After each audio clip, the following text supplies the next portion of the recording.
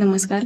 श्री स्वामी समर्थ अवधूत चिंतन श्री गुरुदेव दत्त. तर बघा, मलमास अधिक मास पुरुषोत्तम मासाला सुरुवात होत आहे. म्हणजेच भगवान विष्णूंची सेवा करण्यासाठी हा महिना, अधिक महिना म्हणजेच धोंड्याचा महिना खरंच खूप प्रभावशाली आहे.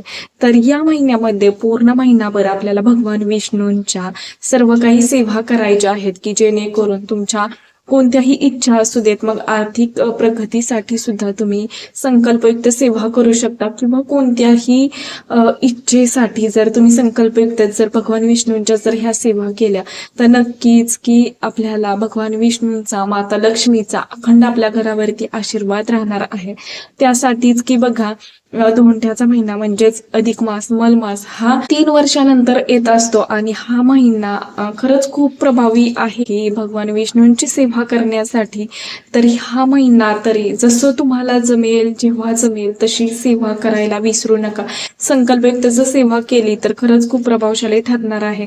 तर बघा, याच बाबत इन डिटेल अशी माहिती असणार आहे, तर व्हिडिओ नक्की कंटिन्यू करा. पहिलं तर बघा, 17 तारखेपासून ह्या अधिक महिन्याला सुरुवात होणार आहे. 17 तारखेला कोणत्याही तुमच्या इच्छापूर्तीसाठी सर्वप्रथम तर आपल्याला संकल्प करायचा आहे. तुमचं नाव, गोत्र हे सांगायचं आहे. जी काही इच्छा आहे तर ती सुद्धा भगवान विष्णूंना, स्वामी महाराजांना सांगायची आहे. आणि त्यानंतर आपल्या सेवेलाही सुरुवात करायची आहे. तर बघा, या महिन्यामध्ये म्हणजेच अधिक मासामध्ये तुम्ही सत्यनारायणची पूजा करू शकता. संकल्पयुक्त तुम्ही 5, 7, 11 किंवा पूर्ण महिनाभर सुद्धा सत्यनारायणची सेवा करू शकता. तर बघा, पहिल्या दिवशी तर तुम्हाला संकल्प करायचा आहे 5 दिवसाचा. जर तुम्ही संकल्पयुक्त सत्यनारायण करत असाल तर बघा, काही करायची गरज नाही. पहिल्या दिवशी संकल्प करायचा, पूजा मांडणी, सत्यनारायणचं पुस्तक आणि सत्यनारायण फोटो आपल्या घरात असणं खरंच खूप महत्वाचं आहे ह्या सेवेसाठी. त्याचबरोबर ह्यामध्ये जे सत्यनारायणचं पुस्तक आहे, यामध्ये सर्व काही दिलेलं आहे. पूजा मांडणी करताना आपल्याला जे मंत्र म्हणायचे असतात तर ते सुद्धा सर्व काही त्यामध्ये दिलेलं आहे.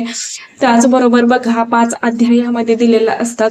तर हे सर्व काही आपल्याला पठण करायचं असतं. तेव्हा आपण पहिल्या दिवशी सत्यनारायण करतो, तर तेच आपल्याला पुढे कंटिन्यू करायचं असतं. म्हणजे तुम्ही 5 दिवसाचं करत असाल, 7, 11, 21 किंवा पूर्ण महिनाभर जरी तुम्ही करत असाल तरी सुद्धा बघा, पूर्ण महिनाभर असेल तर थोडंसं हे होऊन जातं, काही ना काही गोष्टी म्हणजेच मासिक पाळी वगैरे अडचण येतात. त्यामुळे तुम्ही 21 दिवसाचं करू शकता. 5, 7, 11, 21 असं दिवसाचं सुद्धा तुम्ही सत्यनारायण करू शकता.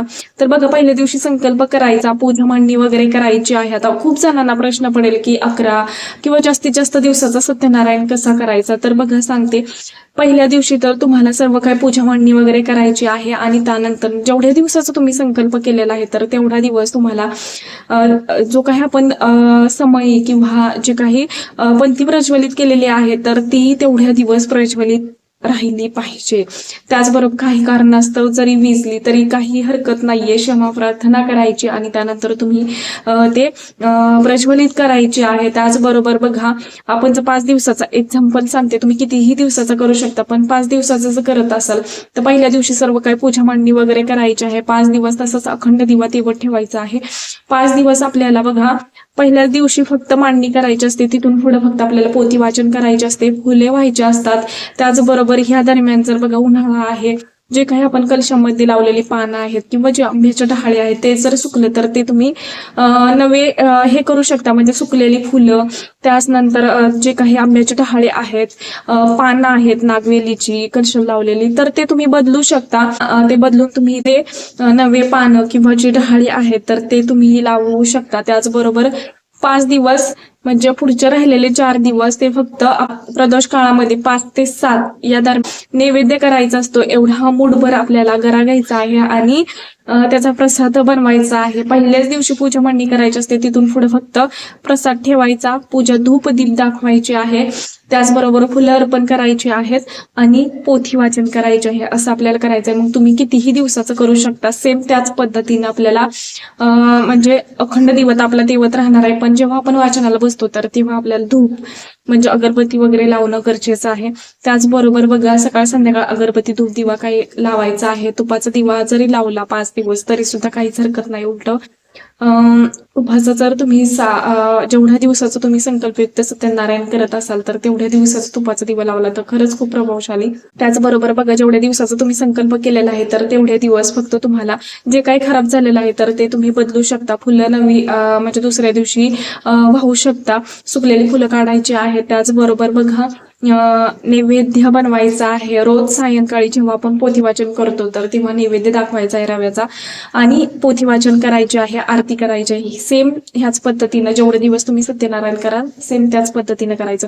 दुसरी सेवा अशी की आपल्याला अधिक मासामध्ये भगवान विष्णूंची बघा सत्यनारायण सुद्धा खरंच खूप प्रभावशाली सेवा आहे. ज्यांना आर्थिक प्रगतीसाठी, इच्छा पूर्तीसाठी जर तुम्ही संकल्पयुक्त सेवा करत असाल तर सत्यनारायण सुद्धा खरंच खूप महत्वाचं आहे करणं. किंवा जरी तुम्हाला महिनाभर नाही शक्य झालं तरी सुद्धा अधिक महिन्यामध्ये जेव्हा तुम्हाला वेळ कधी असेल एक तरी सत्यनारायण करायला विसरू नका. भगवान विष्णूंच्या जे काही व्यंकटेश स्तोत्र आहे तर ते तुम्हाला 3 वेळा पठण करायचे. जास्तीत जास्त तुम्ही कितीही करू शकता, पण ती एका दिवसात 3दा तरी तुम्ही व्यंकटेश स्तोत्राचं पठण करायचं आहे. म्हणजेच की तुम्ही एका टायमिंगला सुद्धा 3 वेळा पठण करू शकता किंवा सकाळी एकदा, दुपारी एकदा आणि सायंकाळी एकदा, ह्या पद्धतीनं सुद्धा तुम्ही 3 वेळा व्यंकटेश स्तोत्राचं पठण करायचं आहे. त्याचबरोबर येतं की पुरुष सूक्त सुद्धा तुम्हाला ह्या महिन्यामध्ये पठण करायचं आहे. एकदा पठण केलं तरी सुद्धा काही हरकत नाही. जास्तीत जास्त जरी तुम्ही पठण केलं तरी हरकत नाही. जेवढी जास्त सेवा तेवढंच भगवान विष्णूंची आपल्यावरती कृपा दृष्टी ही राहणार आहे. विष्णू गायत्री मंत्राचं पठण करायचं आहे. लक्ष्मी गायत्री मंत्राचं ह्या दरम्यान पठण करायचं आहे. 24 वेळा सुद्धा म्हणू शकता किंवा एक माळ सुद्धा करू शकता. त्याचबरोबर येतं की या दरम्यान विष्णू सहस्त्र नामावलीचं आपल्याला एकदा तरी पठण करायचं आहे. दिवसभरात एकदा तरी आपल्या घरात पठण झालंच पाहिजे. म्हणजे महिनाभर आपल्याला रोज व्यंकटेश स्तोत्र, त्याचबरोबर विष्णू सहस्त्र नामावली आणि विष्णू सहस्त्रनाम. बघा, विष्णू सहस्त्रनामावली वेगळी आहे, विष्णू सहस्त्रनाम वेगळा आहे. हे सर्व काही सेवा ज्यांना खरंच जास्त वेळ बसणं शक्य होणार नाही, जास्त सेवा करणं शक्य होणार नाही, ज्या तुमच्याकडून सेवा होणार नाही तर ते तुम्ही एकचित्ताने आपल्याला ते श्रवण करायचं आहे. तुम्हाला जर जमत नसेल विष्णू सहस्त्रनामावलीचं पठण करायला एवढा वेळ बसणं तर तुम्ही नक्कीच मोबाईलवरती लावून श्रवणही करू शकता. पण बघा, जेव्हा आपण ते ऐकतोय तर ते आपल्या कानावरती पडले पाहिजे शब्द, ते मनापासून ऐकले गेले पाहिजे. तेव्हाच कुठंतरी जेव्हा ऐकतो तेव्हाच तोंडात येतात. त्यामुळे आपल्याला ते मनापासून ऐकायचे आहेत, मनापासून ते श्रवण करायचं आहे. त्याचबरोबर येतं की ह्या महिन्यात श्री सुक्ताचं सुद्धा तुम्ही जास्तीत जास्त पठण करू शकता. बघा, श्री सुक्त सुद्धा आपल्या घरात पठण होणं तेवढंच गरजेचं आहे. मग तुम्ही एकदा म्हणा, 3दा म्हणा, 5दा म्हणा किंवा जेवढं तुम्हाला शक्य होईल तेवढं म्हणा, पण श्री सुक्ताचा सुद्धा आपल्या घरात पाठ होणं गरजेचं आहे. जर तुमच्याही घरात भगवान विष्णूंची, माता लक्ष्मीची जर मूर्ती असेल तर त्यावरती आपल्याला अभिषेक करायला विसरायचं नाहीये. तुम्ही स्त्री सुक्त म्हणत किंवा पुरुष सुक्त म्हणत सुद्धा अभिषेक करू शकता. किंवा अगदीच की ओम नमो भगवते वासुदेवाय, ओम नमो भगवते वासुदेवाय असं म्हणत सुद्धा तुम्ही अभिषेक करायचा आहे. माता लक्ष्मीची मूर्ती असेल तर त्याच्यावरती श्री सुक्त म्हणत देखील अभिषेक करू शकता. किंवा अगदीच तुम्ही ओम श्री महालक्ष्मी देव्यै नमः, ओम श्री महालक्ष्मी देव्यै नमः असं म्हणत सुद्धा तुम्ही माता लक्ष्मीच्या मूर्तीवरती अभिषेक हे आपल्याला करायचा आहे. ज्यांना बघा काहीही करणं शक्य होणार नाही तर त्यांनी जास्तीत जास्त ओम नमो भगवते वासुदेवाय, ओम नमो भगवते वासुदेवाय ह्या मंत्राचा नाम जप करायला विसरू नका. ज्यांच्याकडं भगवान विष्णूंची मूर्ती नाहीये तर त्यांनी बाळकृष्णाच्या मूर्तीवरती रोज अभिषेक हा करायचा आहे. त्यामुळे भगवान विष्णूंचा आपल्या घरावरती, कुटुंबियांवरती अखंड आशीर्वाद राहतो. आणि ज्या घरात बघा, मी पुन्हा पुन्हा सांगते, खूप वेळा सांगितलेलं आहे, ज्या घरात भगवान विष्णूंची सेवा केली जाते तर तिथं माता लक्ष्मीला कधीही बोलवावं लागत नाही. अशा घरात माता लक्ष्मी अखंड स्वरूपात वास करते. ह्या अशा घरात अष्टलक्ष्मीचा वास राहतो. घरात कशाचीही कमतरता भासत नाही. त्यामुळे सर्वांनी ह्या अधिक मासामध्ये, ह्या मलमासामध्ये सर्वांनी भगवान विष्णूंच्या सेवा करायला विसरू नका. आणि त्याचबरोबर बघा, असं देखील म्हटलं जातं की ह्या सेवेबरोबर आपल्या पितरांची सुद्धा सेवा होत असते. एक ग्रंथ मी तुम्हाला सांगणार आहे, जर तुम्हाला खरंच शक्य असेल तर ह्या ग्रंथाचं बघा, ह्या अधिक मासामध्ये, मलमासामध्ये एकदा तरी पठण करायला विसरू नका.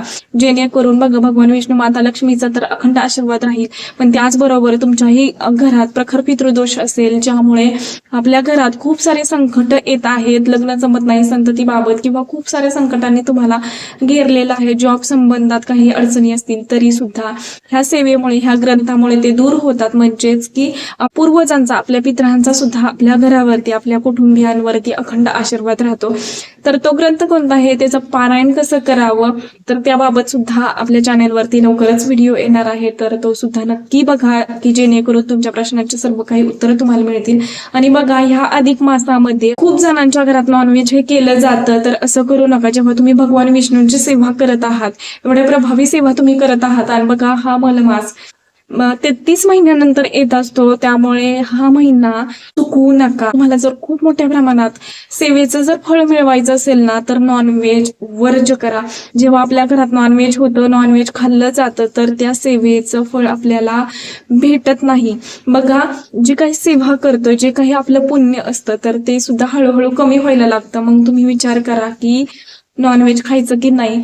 तुम्हाला ह्या महिन्यामध्ये पूर्ण महिनाभर नॉनव्हेज घरात करायचं नाही. जे ऐकतच नाहीयेत की बाबा आमच्या घरात लागतंच, त्यावरून सुद्धा वादविवाद जर होत असतील, तर ज्यांना खायचंय त्यांना तुम्ही करू द्या. पण तुम्हाला जर सेवा करायची असतील तुमच्याही घरात, बघा, आर्थिक प्रगती व्हावी असं जर वाटत असेल, भगवान विष्णूंचा, माता लक्ष्मीचा अखंड आशीर्वाद जर तुम्हाला हवा असं जर वाटत असेल, तर ह्या महिन्यामध्ये जो कोणीही भगवान विष्णूंची सेवा करणार आहात, तर त्यांनी तरी मांसाहार करू नका, म्हणजेच खाऊ नका. मला नक्की समजलं असेल. ह्या सेवा सुद्धा करायला विसरू नका.